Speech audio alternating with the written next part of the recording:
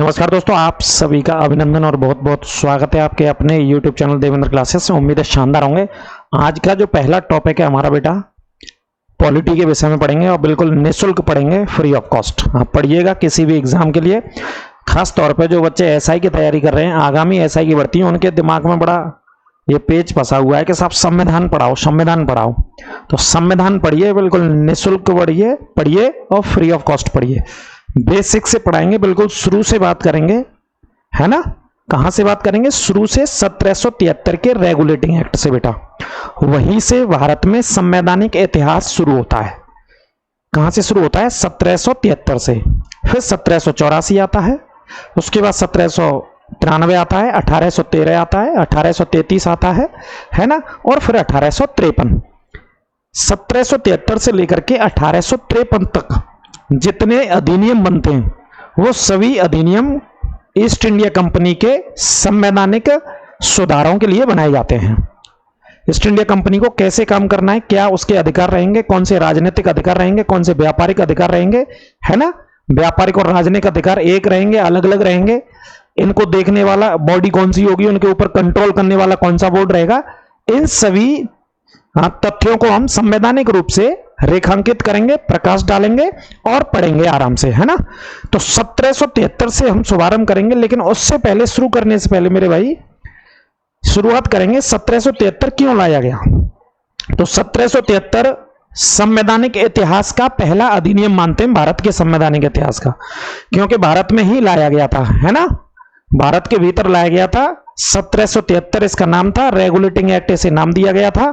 पहला संवैधानिक सुधार पढ़ते हैं इस वजह से क्योंकि 1600 से 1700 और 1773 तक British east India company Bharat के भीतर जो व्यापार कर रही थी वो अपने मनमाने तरीके से कर रही थी। अनाप शनाप भ्रष्टाचार करते थे, इसके जो भी अधिकारी आते थे इंग्लैंड से, है ना, अपना निजी व्यापार करते थे, रिश्वतें लेते थे बंगाल के भीतर, अलग अलग राज्यों के भीतर गिफ्ट लेते थे महंगे महंगे। तो मनमाने तरीके से काम हो रहा था, कोई कानून नहीं था, कोई विधि नहीं थी, कोई संवैधानिक व्यवस्था नहीं थी। तो ब्रिटिश यानी कि अंग्रेजों को यह लगा कि एक व्यवस्था बनाई जानी चाहिए, उसी व्यवस्था के अंतर्गत ईस्ट इंडिया कंपनी को हम नियमित करेंगे, तरीके से काम करना होगा, है ना। एक विधि के अंतर्गत काम करना पड़ेगा, कानून के अंतर्गत काम करना होगा। इस वजह से उन्हें लगा, जब भ्रष्टाचार बड़े पैमाने पे बढ़ गया, लूट बड़े पैमाने पे बढ़ गई, है ना, जो ब्रिटिश ईस्ट इंडिया कंपनी के लोग थे वो निजी व्यापार बड़े पैमाने पे करते थे, ईस्ट इंडिया कंपनी की चीजों को ध्यान में ना रख करके, तो उन्हें लगा कि एक अधिनियम बनाया जाना चाहिए। तो एक अधिनियम बनाया गया चीजों को सुधार करने के लिए, संवैधानिक चीजों को स्थापित करने के लिए, ठीक है, बुराइयों को दूर करने के लिए। कौन कौन सी बुराई थी ईस्ट इंडिया कंपनी में, उन सारी व्यवस्थाओं को दूर करने के लिए। तो सबसे पहला संवैधानिक इतिहास में भारत के में 1773 आता है।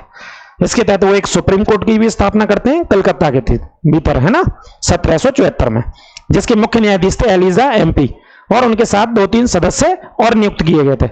बहरहाल सबसे पहले बंगाल पर प्रकाश डालते हैं हम, और बंगाल पर प्रकाश डालेंगे, थोड़ा सा समझेंगे, बंगाल की पृष्ठभूमि को समझेंगे बेटा, है ना, क्योंकि बंगाल से ही शुरू होता है। अंग्रेज कहां पे शासन कर रहे थे? सबसे पहले बंगाल पे। और रेगुलेटिंग एक्ट भी सबसे पहले कहां पे लागू किया जाता है, और जो अधिकार दिए जाते हैं गवर्नर जनरल, बंगाल के गवर्नर को, गवर्नर जनरल का, वो बंगाल के 1773 के अधिनियम में ही दिया जाता है। ठीक है, तो पहले बंगाल को समझ लेते हैं क्या स्थिति थी। तो देखिए, चलते हैं, आराम से समझिएगा, कोई दिक्कत की बात नहीं, कोई दिक्कत की बात नहीं है, आराम से समझिएगा। तो संवैधानिक इतिहास की हम बात कर रहे हैं।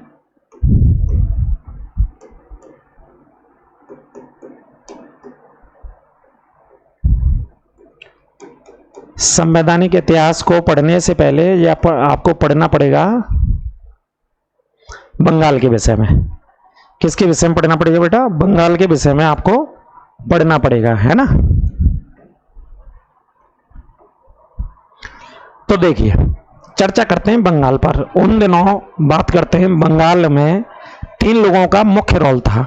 3 लोगों को मैं समझाता हूं एक एक करके। देखिए, सबसे पहले एक व्यक्ति का नाम हम लिखेंगे जो कि मुगल शासक था। समझिएगा ध्यान से, है ना। मुगल शासक था जिसका नाम था फर्रुखसियर।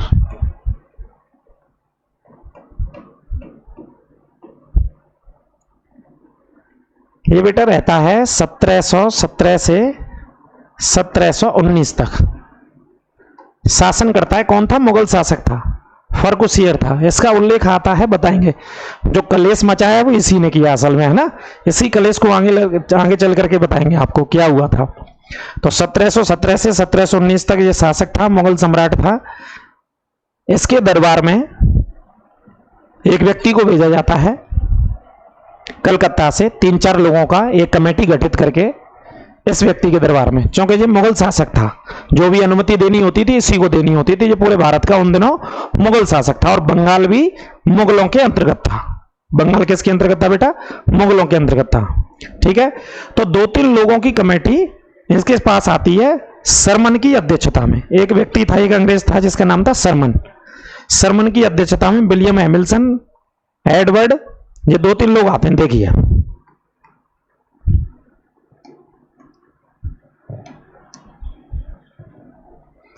एक व्यक्ति है, अंग्रेज था,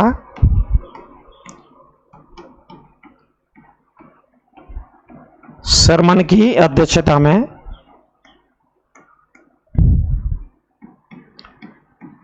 एक व्यक्ति था विलियम हैमिल्सन। ठीक है, एक व्यक्ति जो हो गया सरमन, और एक व्यक्ति कौन हो गया बेटा? विलियम हैमिल्सन। ये 2 लोग हो गए। इसके अलावा 1-2 व्यक्ति और थे इनके साथ में जो लोग आते हैं। एडवर्ड स्टेफेंस आता है और ख्वाजा सेहू आता है। एक एडवर्ड व्यक्ति था जहां पे,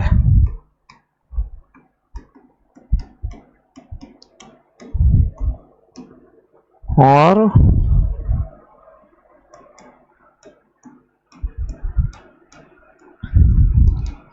ये तीनों लोग किन से मिलते हैं? फर्रुखसियर से मिलते हैं सरमन की अध्यक्षता में। विलियम हैमिल्सन, एडवर्ड स्टेफेंस और ख्वाजा सेहू करके। ये 2 भाषा जानता था। ये एक विशेषज्ञ था, एक्सपर्ट था मेडिसिन का, दवाइयों का मेडिसिन था, है ना। अगर किसी को कोई बीमारी हो तो उसका इलाज ये बताता था बहुत अच्छे तरीके से। क्या नाम था इसका? विलियम हैमिल्सन।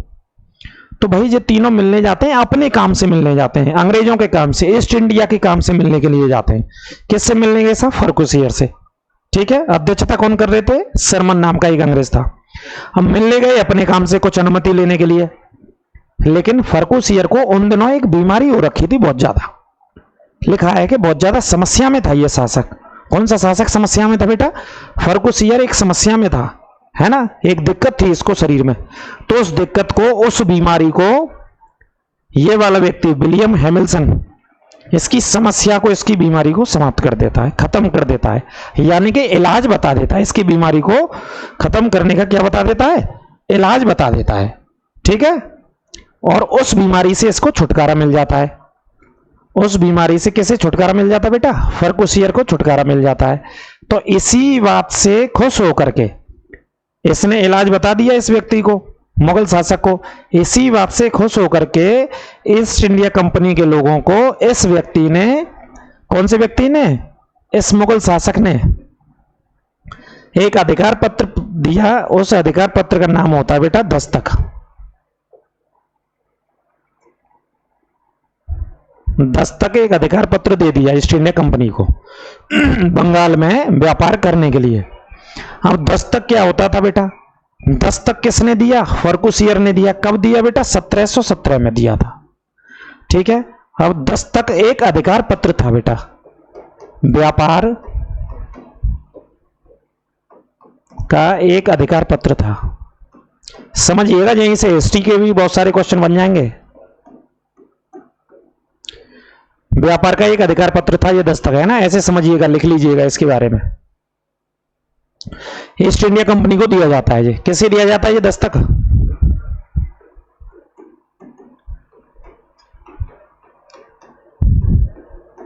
ईस्ट इंडिया कंपनी को दिया जाता है।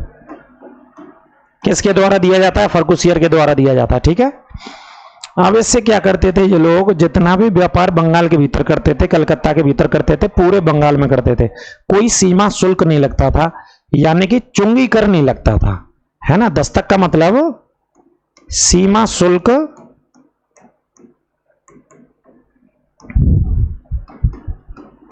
माफ कर दिया गया। किनका सीमा शुल्क माफ कर दिया? ईस्ट इंडिया कंपनी का। अब वो बिना सीमा शुल्क के, यानी कि दस्तक देना होता था नवाब को भाई साहब, बंगाल के नवाब को, बंगाल में जो भी शासन करता था उसको दस्तक देना होता था, एक टैक्स देना होता था एक तरीके का। उन दिनों इसका नाम दस्तक हुआ करता था। ठीक है, तो इस व्यक्ति ने जो माफ कर दिया बीमारी सही करने के चक्कर में। ठीक है, अब अंग्रेजों ने फायदा उठाया इसका दो तरीके से। दो तरीके से कैसे फायदा उठाया दस्तक से, देखिएगा। जब ये अंग्रेजों को दे दिया गया तो दो तरीके से फायदा उठाया अंग्रेजों ने इस टैक्स से। अभी आगे चलेंगे, उसी पॉइंट पे पहुंचेंगे 1773 वाले पे, देखते पढ़ते चलिए आप। दो तरीके से कैसे फायदा उठाया दस्तक से। एक तो उन्होंने निजी व्यापार तो किया ही, क्योंकि उन्हें मिल गया था, ये छूट मिल गई थी। निजी व्यापार किया आंतरिक हिस्सों में, बंगाल के सभी आंतरिक हिस्सों में निजी व्यापार करते थे बिना किसी रोक टोक के, बिना किसी सीमा शुल्क के, क्योंकि ये तो माफी कर दिया उनका, कोई सीमा शुल्क नहीं लगेगा। ठीक है, दूसरा क्या हो गया कि ये भी अधिकार दे दिया फर्कुसियर ने कि अंग्रेज जो थे ईस्ट इंडिया कंपनी के बंगाल में, वो अन्य व्यापारियों को भी दे सकते हैं इसे पैसा कमाने के लिए। तो अंग्रेजों ने अपना व्यापार तो किया ही किया, लेकिन दूसरे व्यापारियों को भी बेचने लग गए, पैसे के व्यवहार पर पैसा कमाने लग गए। तो दो तरीके से लाभ उठाया। तो अन्य व्यापारियों को भी, जो बंगाल के अन्य व्यापारी थे, अन्य व्यापारियों को भी जो दस्तक था वो अंग्रेज क्या करते थे, बेचते थे और पैसा कमाते थे नाप शनाप। अंग्रेज देते थे और क्या करते थे बेटा, पैसा कमाते थे। अब ये चल रही थी स्थिति इस तरीके की, अनाप शनाप जितना हो सकता था वो पैसा कमा रहे थे, लगातार जितना हो सकता था वो पैसा कमा रहे थे। कौन कमा रहे थे? ईस्ट इंडिया कंपनी के लोग कमा रहे थे, लगातार कमा रहे थे, एक तरीके से लूट कर रहे थे भारत के अंदर, भारत के बंगाल के भीतर व्यापार की, है ना। किसके माध्यम से? इसके माध्यम से, दस्तक के माध्यम से बेटा। और किसने अनुमति दी थी? फर्कुसियर ने अनुमति दी थी। फर्कुसियर ने अनुमति दी थी 1717 में। किसकी अध्यक्षता में लोग गए थे अनुमति लेने के लिए? सरमन की अध्यक्षता में अनुमति दे दी, सर्जन की वजह से। ये कौन था इसमें? सर्जन था, डॉक्टर था ये। इसने एक बीमारी सही कर दी, बीमारी के चक्कर में उन्होंने पूरे बंगाल का ही वो पकड़ा दिया कि लो भाई व्यापार करो। अब इनको तो हिस्सा मिला ही मिला, इसके अलावा ये अन्य व्यापारियों को भी देने लग गए, पैसा कमाने लग गए। तो इसी तरीके से लूट खसोट चलती रही इनकी बंगाल के भीतर। कब से चल रही है? 1717 से।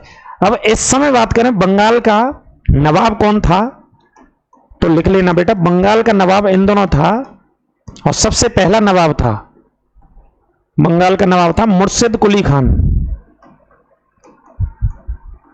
आपसे पूछा जाए कि बंगाल का पहला नवाब बताइए, कौन था बेटा? मुर्शिद कुली खान इन दोनों बंगाल का नवाब हुआ करता था।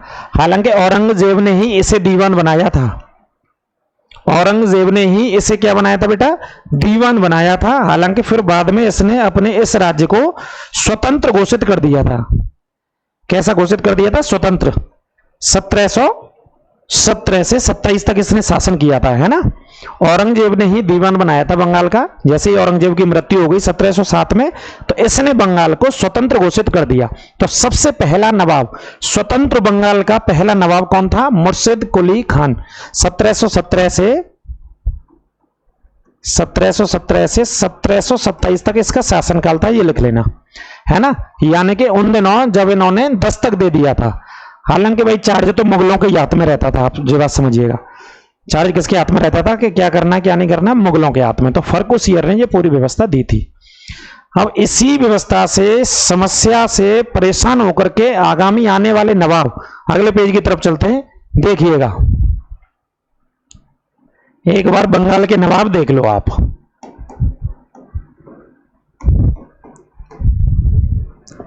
काम आएंगे आपके, लिख लेना इनको।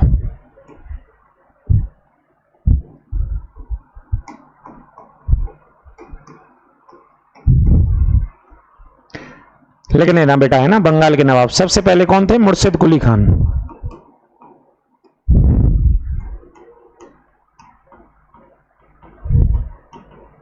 इनके बाद कौन आते हैं? मुर्शिद कुली खान के बाद बेटा जो दूसरे बंगाल के नवाब आते हैं वो लिख लेना, सरफराज शुजाउद्दीन।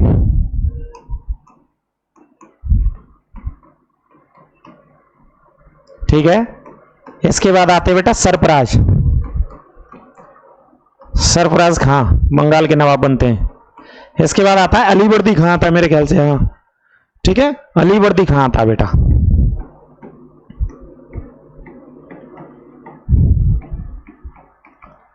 इसके बाद आता है सिराजुद्दौला, ऐसे पढ़ेंगे बेटा, है ना।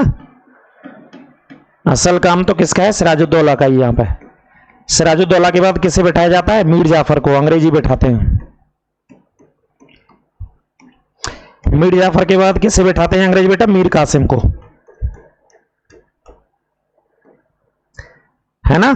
और मीर कासिम के बाद 2-3 नवाब और आते हैं, किसके, बंगाल के नवाब, जो कि बहुत कम समय तक रहते हैं, उनका कोई रेलेवेंट होता नहीं है, कोई तर्क उनका बचता नहीं है बंगाल में प्लासी की और बक्सर के युद्धों के बाद, है ना।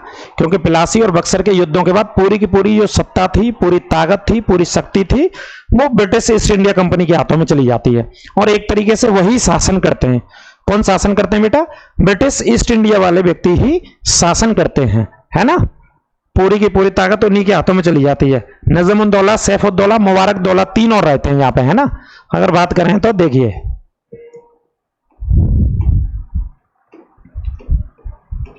एक नजमुद्दौला था, एक सैफुद्दौला, और एक रहता है लास्ट में मुबारकदौला। ये नवाब रहते हैं, हालांकि इनका कोई लेना देना है नहीं।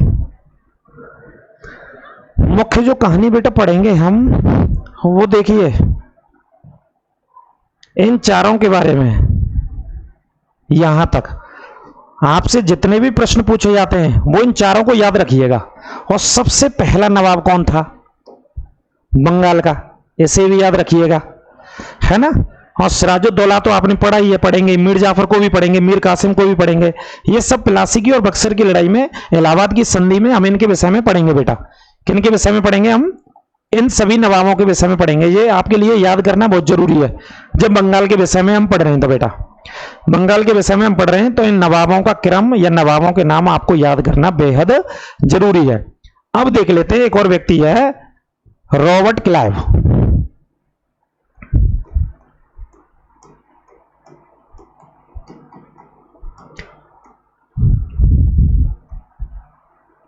इसका भी उल्लेख आता ही है भाई, ऐसे तो पढ़ेंगे Robert Clive. Robert Clive Bharat में कितना शासन करता है, 2 बार शासन करता है ना। 1757 से 1760 तक रहता है, और एक फिर 1765 से 66 तक, है ना। 1757 से 1760, और दूसरी बार रहता है 1765 से 1766 तक। ये भी लिख लेना, इसका भी बड़ा रोल रहेगा। चर्चा करेंगे सभी की एक एक करके, चिंता ना करें। ये दूसरी बार में शासनकाल में भारत में था, और ये पहली बार में भारत के शासनकाल में था, ठीक है। 57 से 60 तक रहता है, और 65 से 66 तक 2 बार भारत में यानी कि बंगाल में इसने शासन किया। किसने शासन किया, रॉबर्ट क्लाइव ने। अब आ जाते हैं लौट के उसी दस्तक वाली कहानी पर, और उससे पहले थोड़ा सा बंगाल के बारे में और बता दूं। देखो बंगाल के बारे में बात तो बंगाल की चल रही है, तो देखो बंगाल के बारे में समझ लीजिए आप। बात कर रहा हूं मैं, कौन सी सदी की बात कर रहा हूं बेटा, 18वीं सदी में ही बात कर रहे हैं हम, है ना। से 1700 में सभी के शासनकाल थे, तो बंगाल की बात कर रहा हूं मैं कब, 18वीं सदी में, ठीक है। अब देखिए बंगाल में कौन कौन से हिस्से शामिल थे इस सदी में। तो बंगाल में ही आता था बेटा बांग्लादेश, समझिएगा, है ना। बंगाल में ही आता था बेटा कौन सा राज्य, बिहार। बंगाल के दक्षिण में था एक राज्य जिसका नाम है उड़ीसा, मानचित्र पे देख लेना, है ना। बंगाल में ही शामिल था एक राज्य जिसका नाम है झारखंड। सभी बंगाल के हिस्सा थे बेटा, बंगाल में ही शामिल थे सभी के सभी, समझिएगा। ये अलग देश बन गया है, ये भी अलग राज्य है, ये भी अलग राज्य है, ये भी अलग राज्य है, सब अलग राज्य हैं।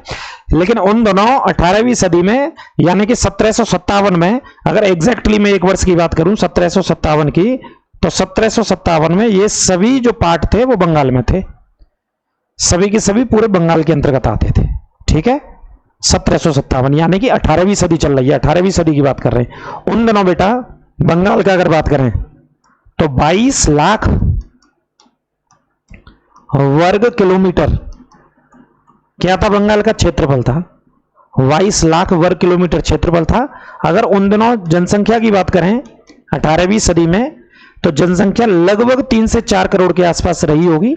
ऐसा अलग अलग पुस्तकों में से मैंने देखा है, कई पुस्तकों में 2 करोड़ 2.5 करोड़ अप्रोक्सीमेटली लगभग, है ना। ये मैं समझाने की कोशिश कर रहा हूं उस समय क्या हालात थे, कितनी जनसंख्या थी, क्या एरिया था। 22 लाख वर्ग किलोमीटर का क्षेत्रफल था।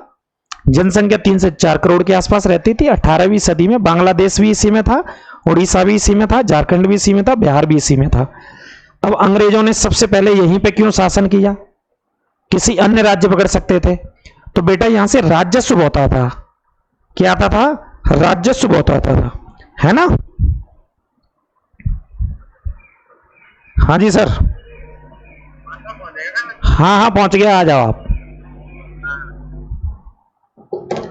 बंगाल से क्या आता था बेटा, राजस्व बहुत आता, पैसा बहुत आता था, है ना।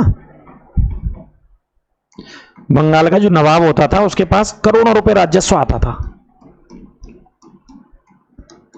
करोड़ों रुपए का क्या आता था, टैक्स आता था, रेवेन्यू आता था। इसी पे अंग्रेजों की निगाह थी, भाई पैसा कमाना है, व्यापार करना है तो पैसा कमाएंगे अंग्रेज, है ना। और आसानी थी व्यापार करने की, क्योंकि एक बंदरगाह था, हुगली बंदरगाह का सबसे ज्यादा इस्तेमाल किया अंग्रेजों ने। कौन से बंदरगाह का इस्तेमाल किया, हुगली बंदरगाह का, इसी नदी के तट पे था। बाद में अंग्रेजों ने कोलकाता बंदरगाह का भी इस्तेमाल किया। कोलकाता बंदरगाह का भी इस्तेमाल बाद में अंग्रेजों ने किया सबसे ज्यादा, है ना, व्यापार के लिए। तो इजीली व्यापार भी करते थे। बंगाल की खाड़ी का किनारा था, किसका किनारा था बेटा, बंगाल की खाड़ी। बंगाल की खाड़ी का किनारा था, इजीली 2 बंदरगाह थे, बंदरगाहों के माध्यम से व्यापार करते थे आसानी से, कोई दिक्कत नहीं होती थी। और दस्तक उन्होंने प्राप्ति कर लिया, बिना किसी टैक्स के एक इलाके से दूसरे इलाके में व्यापार किया करते थे। मान लीजिए बांग्लादेश वाले हिस्से से झारखंड में करना है, या बांग्लादेश से उड़ीसा में, या उड़ीसा से बांग्लादेश में, या बिहार से बांग्लादेश में, यानी कि सभी बंगाल का हिस्सा था। लेकिन आंतरिक हिस्सों में बिना किसी टैक्स के, बिना किसी सीमा शुल्क के व्यापार करते थे आसानी से, कोई पैसा नहीं देते थे। और इसी पैसे को ना देने की वजह से लगातार जो नवाब का राजस्व होता था वो लगातार कम होता जा रहा था मेरे भाई। भाई पैसा टैक्स का, सरकार अभी जीएसटी नहीं दे तो कम होगा कि नहीं होगा सरकार के पास। सरकार विकास कहां से करती है, टैक्स के पैसे से, जो जनता के द्वारा टैक्स दिया जाता है, या पूरे देश के अन्य जितना भी टैक्स लगता है उसके माध्यम से। तो लगातार बंगाल के नवाब का राजस्व, ये स्टोर था, वो खाली होता जा रहा था, संग्रहण खाली होता जा रहा था। तो ये समस्या लगातार चल रही थी, है ना। तो सबसे पहले नवाब ये थे। तो सबसे पहले जो आवाज उठाई वो किसने आवाज उठाई, सिराजुद्दौला ने आवाज उठाई। यहां पे सबसे पहले इसने आवाज उठाई उसी दस्तक के खिलाफ कि भाई अंग्रेज ऐसे व्यापार नहीं कर सकते बंगाल के भीतर, उन्हें टैक्स देना पड़ेगा, चुंगी कर देना पड़ेगा, सीमा शुल्क देना पड़ेगा, नहीं तो इस तरीके से तो समस्या खड़ी हो जाएगी हमारे राज्य के लिए। तो ये उठाते हैं प्रश्न, है ना। इसके बाद ये भी प्रश्न उठाते हैं। फिर उसके बाद सबसे ज्यादा प्रश्न इसने भी उठाया इसी पे दस्तक पे, मीर कासिम ने, ठीक है। तो जो सिराजुद्दौला ने बात उठाई कि भाई इस तरीके से नहीं होगा, तो सिराजुद्दौला को युद्ध करना पड़ा। क्या करना पड़ा, युद्ध। और वही युद्ध था कौन सा, प्लासी का युद्ध था बेटा। कौन सा युद्ध था, प्लासी का युद्ध था, जो करना पड़ गया, है ना। सबसे पहले इन्होंने बात उठाई। हालांकि प्लासी का युद्ध तो होता ही है इतिहास में, आगे समझेंगे। अगले पेज पे चलते हैं, देखिएगा। देखिए एक घटना हो गई थी, उस घटना पे चलते हैं। सबसे पहले 20 जून 1756 में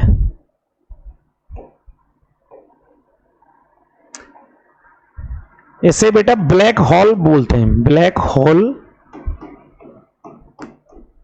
ट्रेजेडी बोलते हैं, है ना। त्रासदी, ट्रेजेडी का मतलब त्रासदी, ब्लैक होल, काल कोठरी की घटना बोलते हैं हिंदी में।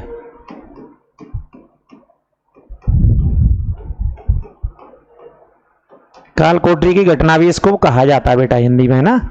20 जून 1756 को बंगाल का नवाब, कौन था बंगाल का नवाब इन दोनों, सिराजुद्दौला।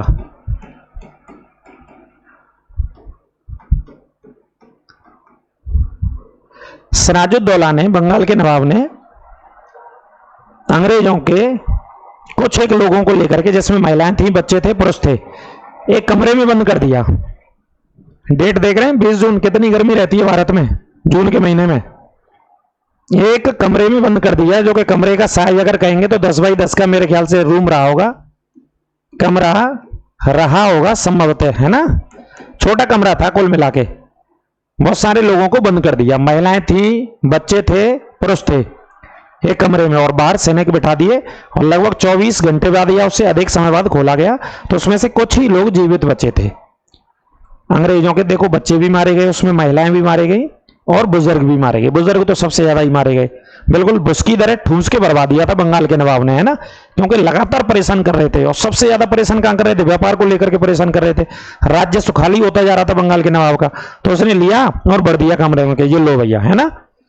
तो ये घटना का प्रभाव इंग्लैंड तक, लंदन तक पहुंचा कि भाई बंगाल के नवाब ने इस तरीके से हमारे लोगों को एक कमरे में बंद करके मार दिया है, जिसमें महिलाओं को भी मार दिया, छोटे बच्चों को भी मार दिया और बुजुर्गों को भी मार दिया। तो लंदन तक ये बात पहुंचती है। तो जब ये बात पहुंचती है तो भाई बौखला उठते हैं अंग्रेज। तो अंग्रेज जब बौखला उठे तो अंग्रेजों ने, ब्रिटिश सरकार ने, उन दिनों मद्रास में एक उनका कमांडर रहता था। कहां पे रहता था उन दिनों? मद्रास में, 56-57 के आसपास, जिसका नाम था रॉबर्ट क्लाइव। और रॉबर्ट क्लाइव को आदेश दिया कि आप जाइए, कहां जाइए आप? बंगाल में जाइए आप, और वहां का नवाब से आप बातचीत करिए इन इश्यूज को लेकर के, और जैसा भी हो आप उसे सॉर्ट आउट करिए समस्या को। तो मद्रास से भेजा गया था कौन बेटा? रॉबर्ट क्लाइव भेजा गया था, है ना। मद्रास से रॉबर्ट क्लाइव भेजा गया था। ये भी एक घटना थी, प्लासी के युद्ध को होने का कारण मान सकते हैं इस घटना को भी, है ना। प्लासी के युद्ध को होने का कारण, और दस्तक वाला जो सीमा शुल्क वाला, वो तो वैलिड कारण ही था। तो भाई साहब मद्रास से इस घटना के बाद कौन आता है यहां पे? Robert Clive. मद्रास से रॉबर्ट क्लाइव बंगाल पहुंचता है।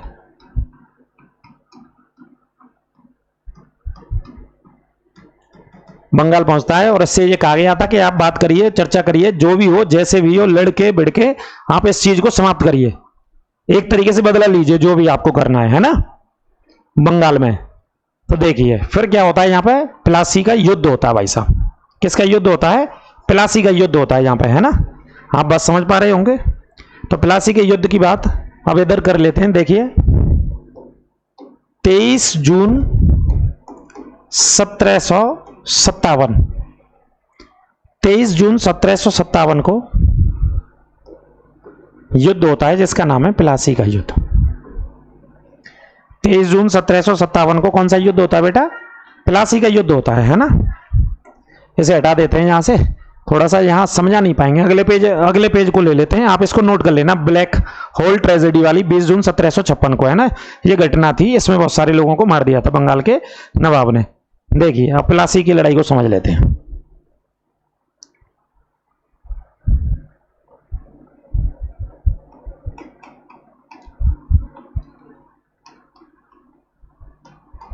प्लासी का युद्ध, ठीक है, कब लड़ा गया? 23 जून 1757 में लड़ा गया, ठीक है। युद्ध कहां पे होता है?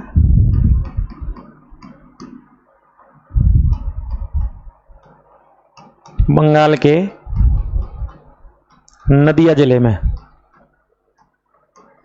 कौन से जिले में? नदिया जिले में होता है, प्लासी नामक स्थान पर, ठीक है। कौन से स्थान पर होता है? प्लासी नामक स्थान पर होता है मेरे भाई। और यहां पे नदी कौन सी? गंगा नदी के तट पर स्थित था। ये गंगा नदी के तट पर स्थित था ये वाला मैदान है। यहां पे ये सेनाएं आमने सामने आती हैं ना, दोनों की सेनाएं आमने सामने आती हैं। तो एक तरफ कौन था इस प्लासी के मैदान में?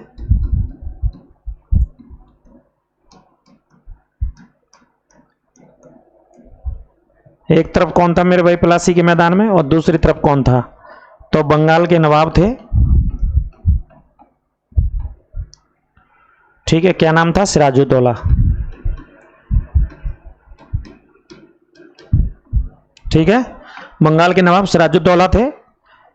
इनके साथ कौन कौन थे? एक मीर जाफर था इनका सेनापति,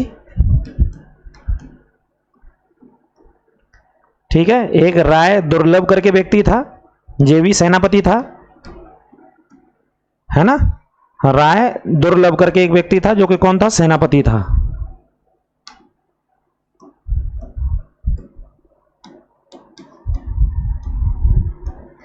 और एक और इनके साथ में था मीर मदान। कौन था, एक और व्यक्ति था जिसका नाम था मीर मदान, जो नवाब सिराजुद्दौला के क्या कर रहा था, नेतृत्व कर रहा था, तोप खाने का नेतृत्व कर रहा था ये, ठीक है। मीर जाफर मुख्य सेनापति था इनका, बंगाल का, सिराजुद्दौला का। इधर कौन थे, अंग्रेजी सेना में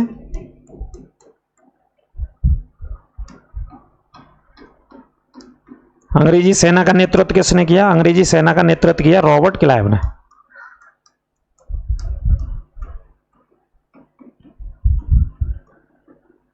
रॉबर्ट क्लाइव अंग्रेजी सेना का नेतृत्व कर रहे थे प्लासी के मैदान में, और बंगाल का नेतृत्व सिराजुद्दौला कर रहे थे।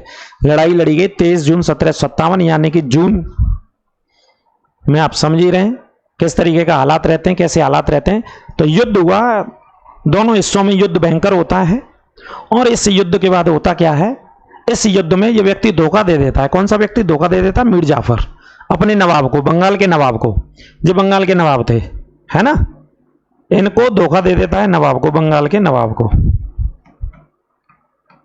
धोखा दे देता है। मैदान में जाता है, मैदान से बिना लड़े वापस आ जाता है, खड़े खड़े देखता है बिल्कुल, और बिना लड़े वापस आ जाता है। ये पूरी की पूरी प्लानिंग थी, और ये पूरी प्लानिंग, पूरी योजना इन्होंने बनाई थी अंग्रेजों से मिलकर के। अंतिम समय में रॉबर्ट क्लाइव ने कूटनीति का सहारा लिया और मीर जाफर को अपनी तरफ कर लिया, अपनी तरफ कर लिया। ये आया, इसने समझा कि सबसे ताकतवर सेनापति कौन कौन है, सेना में कितने लोग हैं बंगाल के नवाब की में, है ना। बंगाल के नवाब की तो सेना शक्तिशाली थी, ताकतवर थी, और रॉबर्ट क्लाइव से ज्यादा सेना थी इनके पास में। किसके पास में, बंगाल के नवाब के में।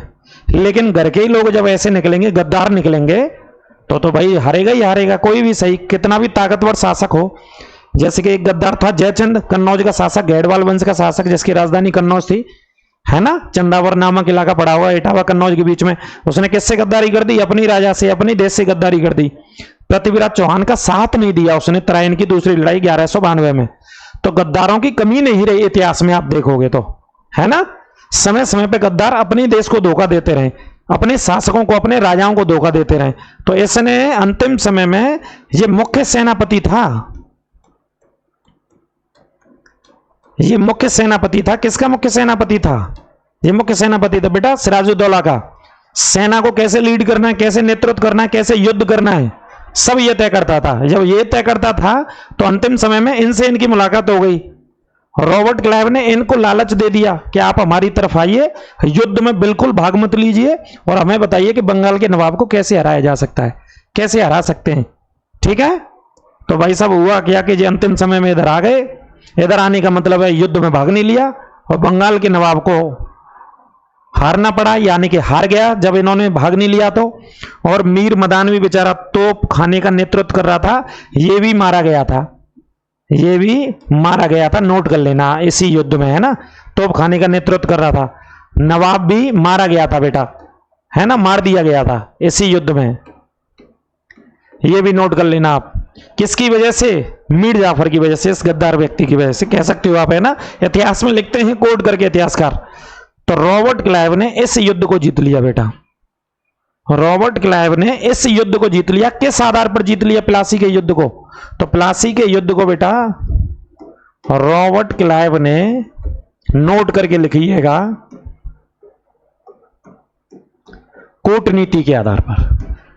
कौन सी नीति के आधार पर, कूटनीति के आधार पर जीत लिया।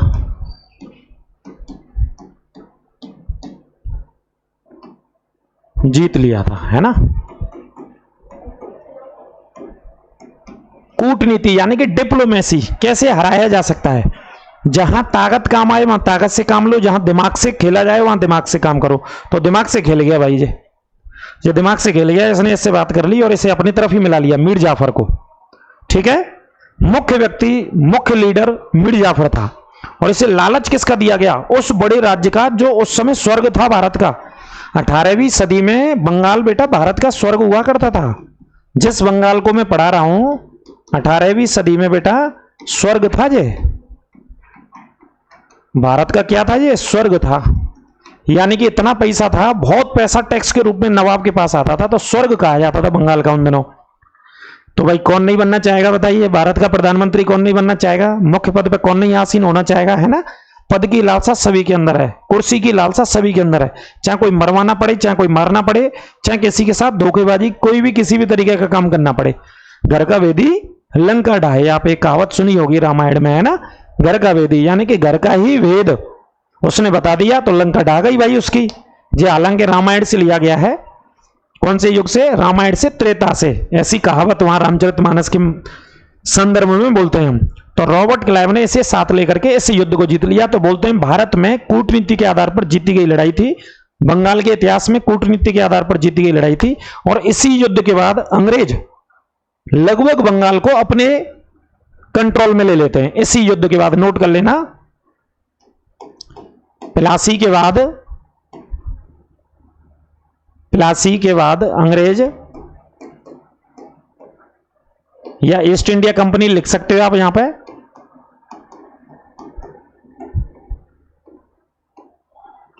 कंपनी पहली बार बंगाल पर राजनीतिक रूप से अधिकार करती है। कौन से रूप से बेटा, राजनीतिक रूप से पहली बार अधिकार करते हैं।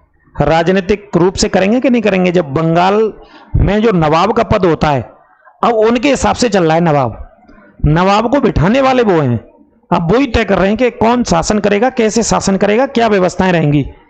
तो बंगाल का नवाब तय किसने किया, अंग्रेजों ने तय किया, ईस्ट इंडिया कंपनी ने तय किया, रॉबर्ट क्लाइव ने तय किया कि भाई कैसे बनाएंगे, वादे के मुताबिक मीर जाफर को बना दिया। कैसे बना दिया साहब, मीर जाफर को वादे के मुताबिक इन्होंने बना दिया। किसने बना दिया, अंग्रेजों ने बना दिया कि लो साहब आप इनाम भी ले लो अपनी, है ना। कौन इनाम ले लो अपनी, आप ले लो अपनी इनाम, है ना। मीर जाफर को बना दिया गया। अब अगले पेज पे चलते हैं, देखिए। तो भारत पर जो शासन का शुभारंभ होता है, बंगाल पर शासन का शुभारंभ होता है, वो प्लासी की लड़ाई के बाद होता है। राजनीतिक रूप से प्लासी की लड़ाई 23 जून 1757 में लड़ी गई, उसी का सेनापति मिल गया उनकी तरफ। तो कूटनीति के आधार पर इस युद्ध को जीत लिया गया। किस आधार पर जीत लिया, कूटनीति के आधार पर। और बंगाल का नवाब किससे बनाया गया, मीर जाफर को बंगाल का नवाब बना दिया।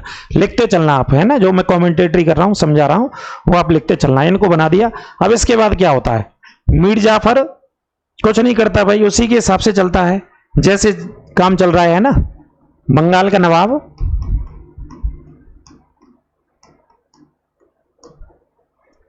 मीर जाफर को बना दिया गया।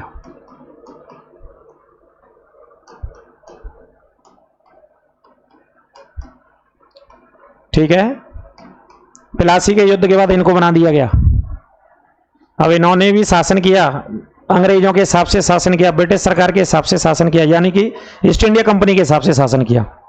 कौन सी कंपनी के हिसाब से शासन किया, ईस्ट इंडिया कंपनी के हिसाब से शासन किया। जितना पैसा वो लेते थे उन्हें पूरा का पूरा ये पैसा देता था। कौन देता था बेटा पूरा पैसा, ये देता था जिसे इन्होंने नवाब बनाया था। अब आता है कुछ समय के बाद बक्सर का युद्ध। कौन सा युद्ध होता है मेरे भाई, बक्सर का युद्ध होता है कुछ समय के बाद, है ना। अब आ जाते हैं बक्सर के युद्ध पर।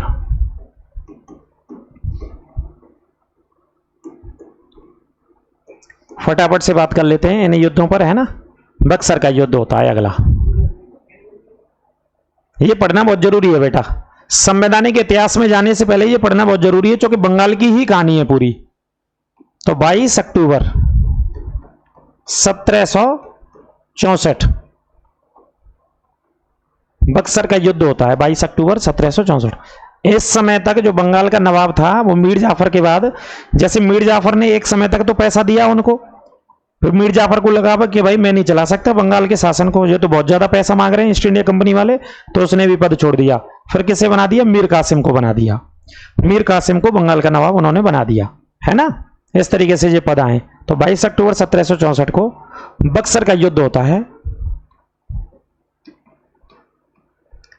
बक्सर वर्तमान में बिहार में है। बक्सर नामक जो स्थान है, बक्सर नामक जो स्थान है वो बेटा वर्तमान में कहां पे, बिहार में है।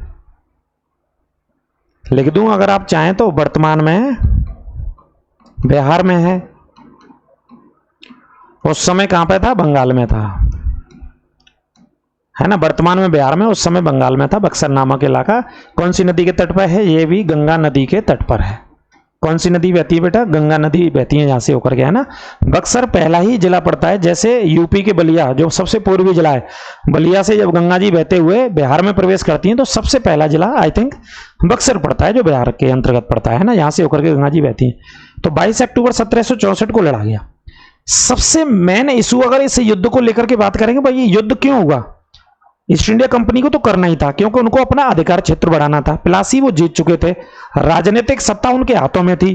अब पूरा जो राजस्व आता था, पूरा जो टैक्स आता था, अब उनके हाथों में कैसे आए?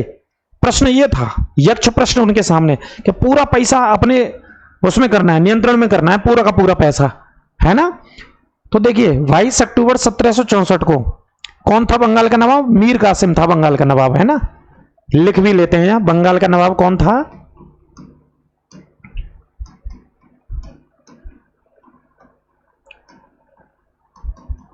मीर कासिम। बंगाल का नवाब मीर कासिम था इस समय, है ना। मीर जाफर भी परेशान हो गया, आती हो गया, उसने भी छोड़ दिया कि भाई हम नहीं दे पाएंगे इतना पैसा, जितना पैसा इनको चाहिए, क्योंकि वो तो भ्रष्टाचार में डूब चुके थे, रिश्वत में डूब चुके थे, महंगे महंगे गिफ्ट लेते थे, अनाप शनाप व्यापार करते थे दस्तक के माध्यम से। तो फिर ये बैठा दिया। इसने भी कुछ समय तक दिया, लेकिन इसने विरोध कर दिया खुल करके। मीर कासिम ने, बंगाल के नवाब ने खुल के विरोध कर दिया ईस्ट इंडिया कंपनी का। उसने कहा कि भाई जो तुम्हारा व्यापार चल रहा है ना बंगाल में, ऐसे नहीं चलेगा। ये जो आपका व्यापार चल रहा है वो इस तरीके से नहीं चलेगा व्यापार, इसे रोकना पड़ेगा। या जो दस्तक है वो समान रूप से सबके लिए लागू होगा। वो केवल किसको दिया गया था? ईस्ट इंडिया कंपनी के लोगों के पास था, सीमा शुल्क वाला। मीर कासिम ने क्या है कि सबके लिए दिया जाएगा समान रूप से, तो इसने कर दिया। इसने क्या कर दिया? जो दस्तक अधिकार पत्र था व्यापार का, सीमा शुल्क वाला, ये सबके लिए पूरे बंगाल में समान कर दिया। इसने आदेश दे दिया नवाब ने कि भाई सभी व्यापारियों के लिए छूट है अब इसमें। अब अंग्रेजों को बड़ी दिक्कत हुई, क्योंकि जो पैसा कमा रहे थे वो व्यक्तिगत व्यापार से तो कमा रहे थे, लेकिन दस्तक को बेच करके भी तो कमा रहे थे इस अधिकार पत्र को, अन्य व्यापारियों को जो बंगाल के थे। अब उनको तो टेंशन हुई, उनको तो दिक्कत होगी होगी भाई, क्योंकि बहुत नुकसान होने लग गया, उनकी हानि होने लग गई ब्रिटिश से ईस्ट इंडिया कंपनी की। उनने कहा कि भाई ये तो बड़ी समस्या पैदा कर दी। किसने समस्या पैदा कर दी बेटा? इसी ने समस्या पैदा कर दी। अब उन्होंने कहा कि कुछ तो इंतजाम करना पड़ेगा भाई, इलाज करना पड़ेगा। तो वे इलाज करने लग गए। जब इन्होंने, मीर कासिम ने, जो दस्तक अधिकार पत्र था व्यापार वाला, जिस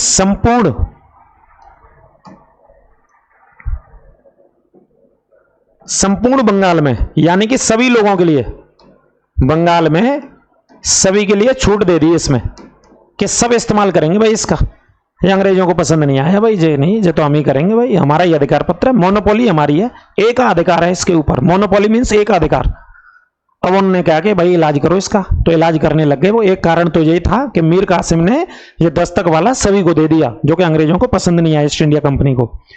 और दूसरा कारण था कि मीर कासिम एक बहुत मजबूत पक्ष बना रहा था कि भाई ईस्ट इंडिया कंपनी को कैसे हराया जाए, कैसे समाप्त किया जाए बंगाल से, कैसे खत्म किया जाए बंगाल से। एक तो यह भी कारण था। दूसरा, वो अपना एक मजबूत स्तंभ बना रहा था, कुछ लोगों के साथ मिलकर के एक समूह बना रहा था, ठीक है, कुछ लोगों के साथ मिलकर के बना रहा था। अब देखिए किन के साथ मिलकर बनाया? तो बक्सर के युद्ध में जिन्होंने जो समूह बनाया मीर कासिम ने, तो मीर कासिम था, ठीक है। दूसरा था सुजाउद्दौला, तीसरा था शाह आलम सेकंड। ये मुगल शासक था उन दिनों, ये अवध के शासक थे उन दिनों, ये मुगल थे, मुगल सम्राट थे ये भाई साहब, ये अवध के शासक थे और ये बंगाल के नवाब थे। मीर कासिम ने इन दोनों को कॉन्फिडेंस में लिया, भरोसे में लिया, और तीनों ने मिलकर के पूरी ताकत के साथ मुकाबला किया ईस्ट इंडिया कंपनी का। पूरी ताकत के साथ मुकाबला करते हैं। अवध का नवाब मिलता है, शाह आलम सेकंड मिलता है, मीर कासिम मिलता है, तीनों मिलकर के मुकाबला करते हैं। अब इधर बक्सर के युद्ध में जो अंग्रेजों की तरफ से लड़ रहा था, अंग्रेजी सेना का नेतृत्व जो बेटा कर रहा था, वो कौन कर रहा था? Hector Munro.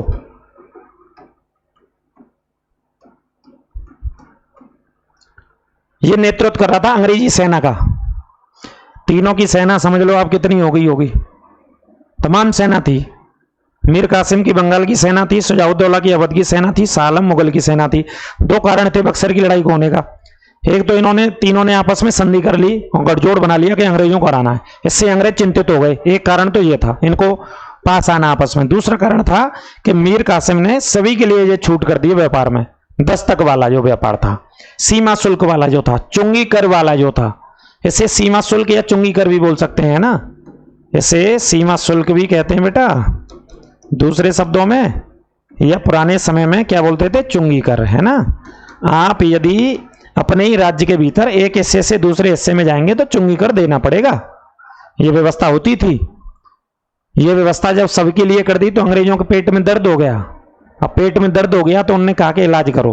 अब पेट के दर्द का इलाज तो होना ही था, अब उन्होंने इलाज किया भाई साहब। तो हेक्टर मुनरो इस युद्ध का नेतृत्व करते हैं, तीनों मिलकर के लड़ते हैं। युद्ध होता है ये सैन्य ताकत के बल पर। इस युद्ध के बारे में लिखा जाता है कि बक्सर का जो युद्ध था वो अंग्रेजों ने जीता। किसने जीता बेटा, हेक्टर मुनरो ने जीता, यानी कि ईस्ट इंडिया कंपनी ने जीता ये लड़ाई। बक्सर की लड़ाई को इन्होंने जीता, लेकिन किस दम पर जीत लिया, सैन्य दम पर जीत लिया, सैन्य ताकत पर जीत लिया। बक्सर के युद्ध को ईस्ट इंडिया कंपनी ने सैन्य क्षमता के आधार पर जीत लिया, आधार पर जीत लिया था। प्लासी जीता था कूटनीतिक आधार पर। प्लासी से राजनीतिक सत्ता लगभग उनके हाथों में थी और रही कसी जो कसर थी वो यहां पूरी हो गई। बक्सर के बाद जब तीन तीन शासकों को हरा दिया अंग्रेजों ने, मीर कासिम भी हरा दिया, बंगाल का नवाब था, शुजाउद्दौला अवध का नवाब था, शाह आलम पूरे भारत का मुगल सम्राट था। जब तीनों को हरा दिया तो बंगाल पर पूरे तरीके से ईस्ट इंडिया कंपनी का शासन हो गया। इस युद्ध के बाद भारत में पहली बार, भारत में बेटा पहली बार ब्रिटिश सरकार, माफ कीजिए बार बार ब्रिटिश सरकार बोल देता हूं मैं, ईस्ट इंडिया कंपनी पहली बार सत्ता में आ जाती है, शासन में आ जाती है एक तरीके से बक्सर के युद्ध के बाद। कौन से युद्ध के बाद, इस बक्सर के युद्ध के बाद पहली बार सत्ता में आ जाते हैं। ठीक है, अब कमान उन्हीं के हाथों में है, बंगाल की कमान उन्हीं के हाथों में। तो आगे क्या करते हैं वो, युद्ध तो हो गया भाई 1700। अब इसके बाद क्या होता है, संधियां होती हैं भाई साहब, संधियां करेंगे वो। शासन उन्हीं के हाथों में, लेकिन अभी भी मदद किसकी लेंगे, भारतीय लोगों की, क्योंकि इतने बड़े राज्य को संभाल नहीं पाएंगे वो। लड़ाई तो उन्होंने जीत ली ताकत के दम पर। अब संधियां करते हैं वो, एक इलाहाबाद की संधि फर्स्ट और इलाहाबाद की संधि सेकंड, है ना। 1765 में इलाहाबाद की संधि होती है। इलाहाबाद की संधि पहली होती है, ये प्रथम, और दूसरी भी होती है, बताएंगे। इस संधि में क्या होता क्या है, ये संधि होती किसके बीच में, रॉबर्ट क्लाइव और किसके बीच में, शाह आलम सेकंड के बीच में होती है बेटा, है ना। मेरे ख्याल से इन्हीं के बीच में होती है, रॉबर्ट क्लाइव के बीच में और शाह आलम सेकंड के बीच में होती है ना, या कंपनी के बीच में कह सकते हैं आप। रॉबर्ट क्लाइव था इस संधि को करने वाला, और दूसरा कौन था, शाह आलम था, मुगल सम्राट था। शाह आलम सेकंड था। ये संधि इन दोनों के बीच में होती है। अगस्त की भी मेरे ख्याल से डेट भी है इसमें, एक 12 अगस्त 1765 को होती है। इन दोनों के बीच में ये संधि होती है। संधि में क्या तय होता है, रॉबर्ट क्लाइव अंग्रेजी अधिकारी था, शाह आलम सेकंड मुगल सम्राट था। इलाहाबाद के नाम से ये संधि होती है 1765 में पहली। इसके तहत क्या होता है बेटा, इस संधि के तहत उड़ीसा, बिहार और बंगाल के दीवानी अधिकार, कौन से अधिकार, दीवानी अधिकार, उड़ीसा बिहार बंगाल के दीवानी अधिकार किसे प्राप्त हो जाते हैं, ईस्ट इंडिया कंपनी को प्राप्त हो जाते हैं। ठीक है, यही था जो कर दिया काम तमाम, ईस्ट इंडिया कंपनी को प्राप्त हो जाते हैं। किसको प्राप्त हो गए? ईस्ट इंडिया कंपनी को। दीवानी अधिकार का मतलब है राजस्व, पैसा, सरल भाषा में। यानी कि जो पैसा नवाब पे आता था वो पैसा अब अंग्रेजों पे आएगा, वो पैसा अब ईस्ट इंडिया कंपनी पे आएगा। जब पैसा ईस्ट इंडिया कंपनी पे आएगा तो शासन कौन चलाएंगे? ईस्ट इंडिया कंपनी चलाएगी, या पूरे बंगाल का शासन। यानी कि पहले प्लासी के बाद राजनीतिक शक्ति हाथों में ली, और बक्सर के बाद जो पैसे वाली जो राजस्व व्यवस्था थी पूरी की पूरी बंगाल की, वो उन्होंने अपने हाथों में ले ली। और इन्हीं को दीवानी अधिकार बेटा बोलते थे। कौन कौन से राज्य? उड़ीसा, बिहार, बंगाल। जैसे अभी तो अलग अलग हैं तो इस हिसाब से पढ़ सकते हैं। हालांकि बंगाल में बिहार था, बंगाल में उड़ीसा था, अलग अलग बहुत बड़े इलाके थे। इनसे जितना टैक्स आएगा अब ये लेंगे साहब, रॉबर्ट क्लाइव साहब लेंगे। कौन लेगा? रॉबर्ट क्लाइव लेगा। बंगाल का पहला गवर्नर भी इसी को बनाया गया, रॉबर्ट क्लाइव को। यानी कि ईस्ट इंडिया कंपनी लेगी ये पूरे पैसे को। शासन शुरू हो गया उनका, राजनीतिक रूप से तो तभी शुरू कर दिया, पैसे के माध्यम से, राजस्व अधिकारों के माध्यम से यहां से शुरू हो गया। किसी भी देश की अर्थव्यवस्था, किसी भी राज्य की अर्थव्यवस्था पैसे से चलती है, राजस्व से चलती है, रेवेन्यू से चलती है, टैक्सों से चलती है। तो टैक्स नहीं आएगा तो व्यवस्था नहीं चल पाएगी, है ना। तो ध्यान अंग्रेजों का यही था, तो ये ले लिया। अब दूसरी इलाहाबाद की संधि होती है।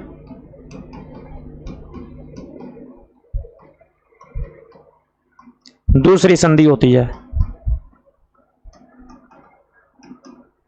दूसरी संधि होती है सुजाउद्दौला के साथ रॉबर्ट क्लाइव की।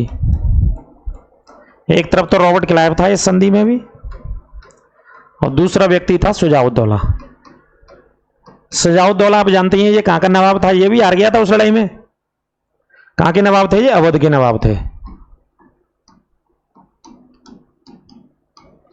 इस संधि में क्या होता है? इलाहाबाद की दूसरी संधि में, जो कि 65 में ही हुई थी। कब हुई थी? 1765 में ही। ये भी दूसरी संधि। इस संधि में क्या होता है कि प्रयागराज, कड़ा के पूरे अधिकार किसको दे दिए जाते हैं? अंग्रेजों को। प्रयागराज, चिंता ना करें, आप देखते रहें ध्यान से। प्रयागराज और कड़ा के जो दीवानी अधिकार थे वो किसे प्राप्त होते हैं? ईस्ट इंडिया कंपनी को प्राप्त होते हैं इस संधि के तहत। ठीक है। और कोई दिक्कत, शक, समस्या हो तो कहीं पे भी बता देना, कमेंट करके बता दीजिएगा कहीं पर किसी भी तरीके की दिक्कत। ये पढ़ना बहुत जरूरी है, आप किसी भी अच्छे एग्जाम की तैयारी कर रहे हैं तो। एसआई के लेवल की, पीसीएस के लेवल की, समीक्षा अधिकारी के लेवल की, एसएससी सीजीएल के लेवल की, तो ये आपको पढ़ना ही पड़ेगा किसी भी कीमत पर। क्या करना पड़ेगा बेटा? पढ़ना पड़ेगा किसी भी कीमत पर, है ना। अगर आप इस लेवल तक की क्या कर रहे हैं? तैयारी कर रहे हैं तो ये चीज आपको पढ़नी पड़ेंगे। तो ये दोनों क्या हो गई बेटा? संधियां हो गई भाई दोनों। और दोनों संधि हो गई तो किसके अधिकार क्षेत्र में आ गए? ये आगे साहब इन्हीं के अधिकार क्षेत्र में। किन के अधिकार क्षेत्र में आ गए? पूरे के पूरे राजस्व अधिकार ईस्ट इंडिया कंपनी के अधिकार क्षेत्र में आ गए।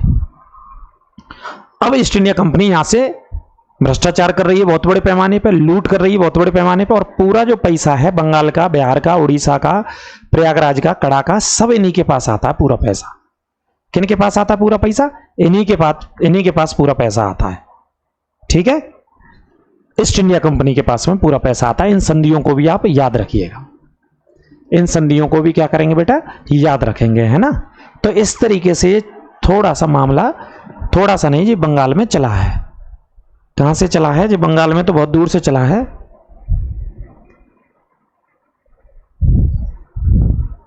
ठीक है, यहां से मैंने बताना शुरू किया था आपको, दस्तक वाली बात बताई थी शुरू में। रॉबर्ट क्लाइव वाले मसले पर आए थे, बंगाल के नवाब वाले। ब्लैक हॉल ट्रेजेडी भी घटना हो गई थी, प्लासी का युद्ध हुआ, बक्सर की युद्ध होता है, ये संधियां होती हैं। इसके तहत पूरे बंगाल पर ये लोग शासन कर लेते हैं, पूरे तरीके से बंगाल पर शासन करते हैं। कौन करते हैं पूरे तरीके से शासन? अंग्रेज करते हैं, यानी कि ईस्ट इंडिया कंपनी करती है पूरे तरीके से शासन बंगाल के भीतर, और पूरा पैसा कलेक्ट करते हैं।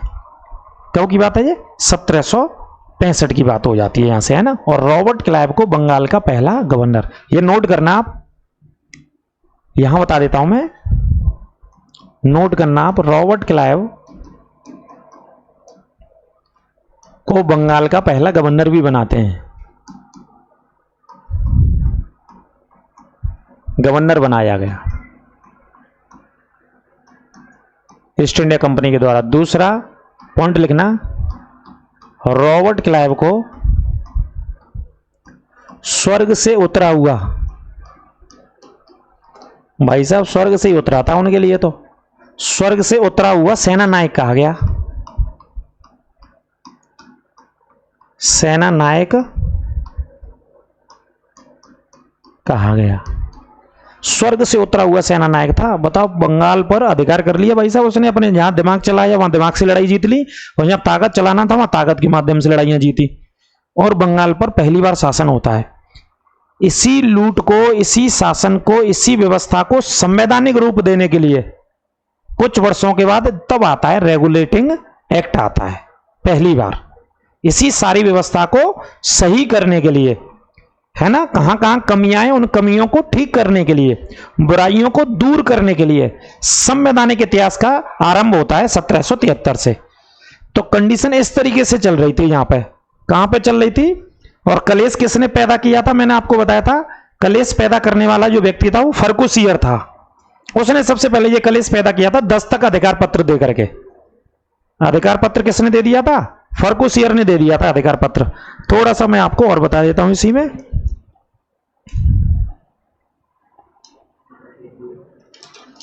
अब ये तो आप जानते ही हैं कि ईस्ट इंडिया कंपनी की स्थापना कब हुई थी, है ना। देखिए बेसिक बातें, ईस्ट इंडिया कंपनी कब बनी थी,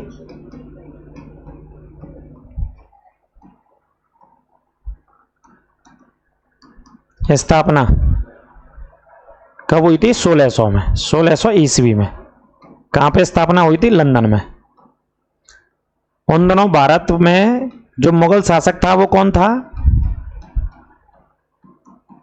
भारत का मुगल शासक था उन दिनों अकबर, है ना। अकबर का शासनकाल था 1556 से 1605 तक का। इसके बाद दूसरा व्यक्ति कौन आता है भारत में, जहांगीर। जहांगीर का कब तक था, 1605 से 1627 तक। ये जहांगीर का शासनकाल था ईस्ट इंडिया कंपनी की अगर बात करें, है ना, जो आती है भारत में व्यापार करने के लिए।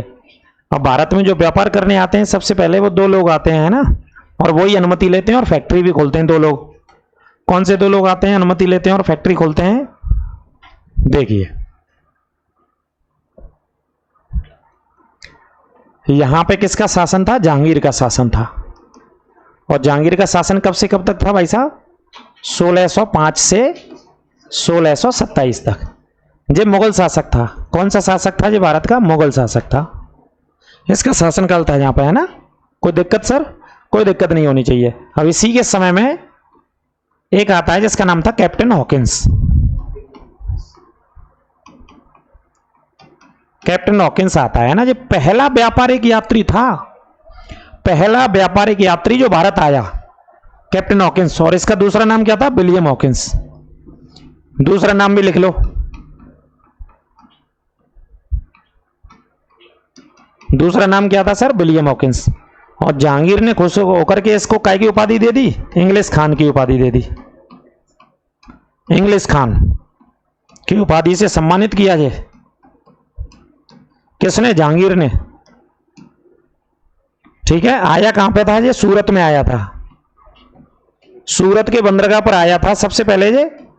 और इसके पानी के जहाज का नाम था हेक्टर। हेक्टर नामक पानी के जहाज से आया था ये।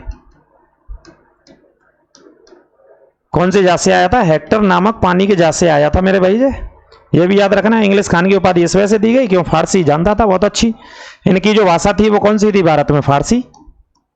मुगलों की भारत में कौन सी भाषा थी, फारसी। अब ये भी फारसी जानता था भाई, अंग्रेज तो था ही चूंकि इंग्लैंड से आया था, फारसी और जानता था। इसको लगा ये तो हमारा भैया बंदा आ गया। कौन आ गया, हमारा भैया बंदा आ गया है या हमारी जैसी भाषा बोल रहा है ये, तो यार तो कमाल का व्यक्ति है, अंग्रेजी भी बोल रहा है, फारसी भी बोल रहा है, बड़ा टैलेंटेड आदमी है। तो देखो इससे क्या बोल दिया कि चलो भाई तुम इंग्लिश हो तो इंग्लिश भी रहोगे, अब हम अपनी तरफ से आपको एक और शब्द दे देते, खान। क्या जेब खान साहब है हमारे यहाँ, तो इसको उपाधि दे दी गई इंग्लिश खान। जहाज का नाम था हेक्टर, सूरत के बंदरगाह पर आया था। लेकिन उन दिनों जहांगीर आगरा में रहते थे। उन दिनों कहां पे थे, आगरा में। कब की बात कर रहा हूं मैं, 1608 की बात कर रहा हूं। ये शासन कब से शुरू हुआ है, 1605 से। तो 1608 में आया था ये। कब आया था, 1608 में। और मुलाकात कहां पे करी थी इनसे, आगरा में।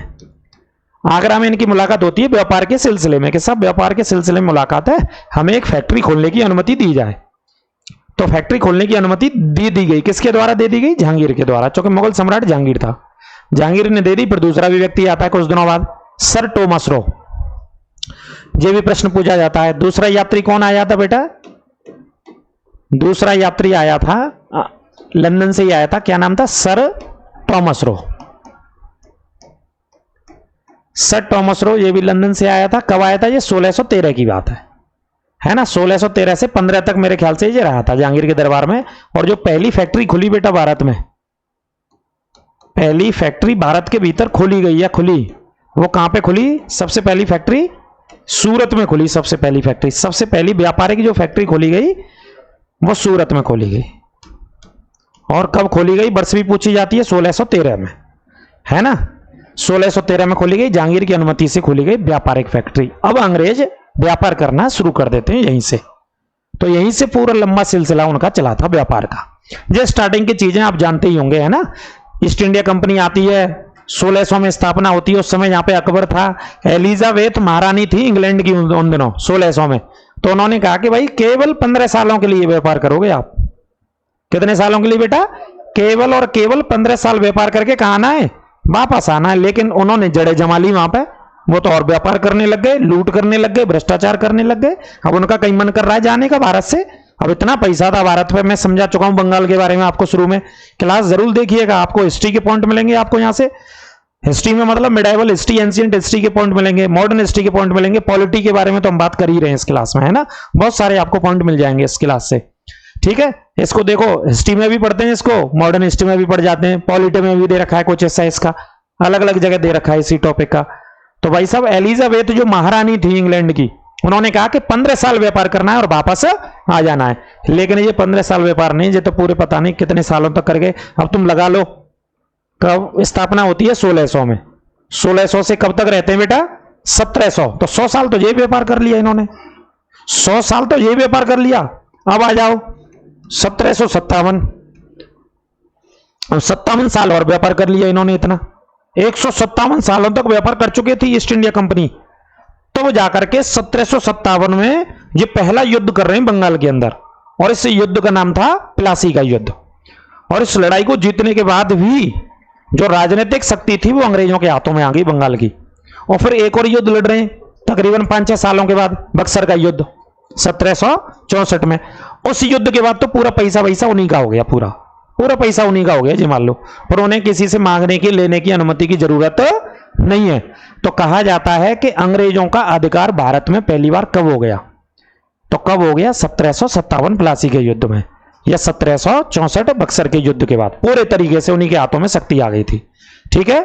तो यहीं से आगे बढ़ते बढ़ते जब वहां इंग्लैंड में बैठे हुए लोगों को लगा कि ईस्ट इंडिया कंपनी वाले तो लूट मचा रहे हैं भाई, बहुत तरीके से भ्रष्टाचार भी कर रहे हैं, अपने घरों को भर रहे हैं, बहुत व्यापार कर रहे हैं, है ना। और वहां की जनता को कोई सहूलियत नहीं दे रहे हैं। तो पहला संवैधानिक कार्यक्रम शुरू किया गया इंग्लैंड से ईस्ट इंडिया कंपनी में सुधार करने के लिए। किस लिए आए ये? सुधार के लिए आए। संविधान किस लिए बनाया गया? सुधार के लिए, जिससे कि लोग अपने हिसाब किताब से देश की व्यवस्थाओं को समझें और उनका आदर करें, सम्मान करें और तरीके से रहें। इसी वजह से वहां से ये रेगुलेटिंग एक्ट बनाया गया। इसकी कमियों को दूर करने के लिए, भ्रष्टाचार को दूर करने के लिए, व्यवस्थाओं को सुचारू रूप से संचालित करने के लिए जब व्यवस्था स्थापित की गई। कितना टाइम है वो देखना इस क्लास में। तो ये 1 घंटे की लगभग क्लास हो गई है ना। अभी मैंने बेसिक ही चीज समझाई है इसमें। 1 घंटे की क्लास हो गई है 5-6 चीजों में लिख करके। रेगुलेटिंग एक्ट पे तो आएंगे। देखो रेगुलेटिंग एक्ट तो ये रहा हमारे पास में, पढ़ना बेटा आपने पढ़ा होगा जमाने से रेगुलेटिंग एक्ट, लेकिन इधर से पढ़िएगा, यहां से हम आपको बताएंगे। ये आएगा रेगुलेटिंग एक्ट, जो आपके सामने लिखा है, और यहां से भी हम पूरा डिटेल में चर्चा करेंगे। ये रहा रेगुलेटिंग एक्ट, ये तो हम बता ही देंगे, ये तो आपको रटना ही है। लेकिन पहले बेसिक बात समझनी होती है कि शुरू कहां से हो रही है चीजें, स्टार्ट कहां से हो रही है चीजें, है ना। ये तो हम पढ़ाएंगे, ये क्लास के हिसाब से आएगा, जहां से हम थंबनेल शुरू करेंगे, है ना, वहां से ये सारी चीज हम आपको पढ़ाएंगे।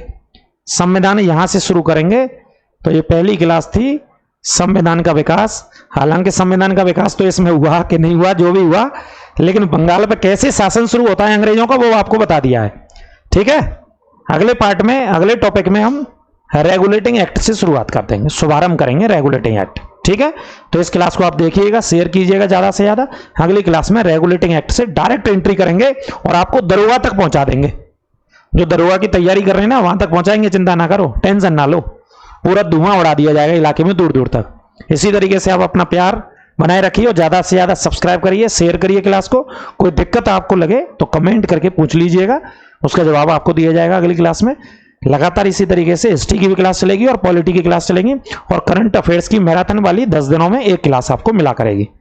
मिलते हैं अगली क्लास में, अपना ख्याल रखिएगा। नमस्कार, राधे राधे।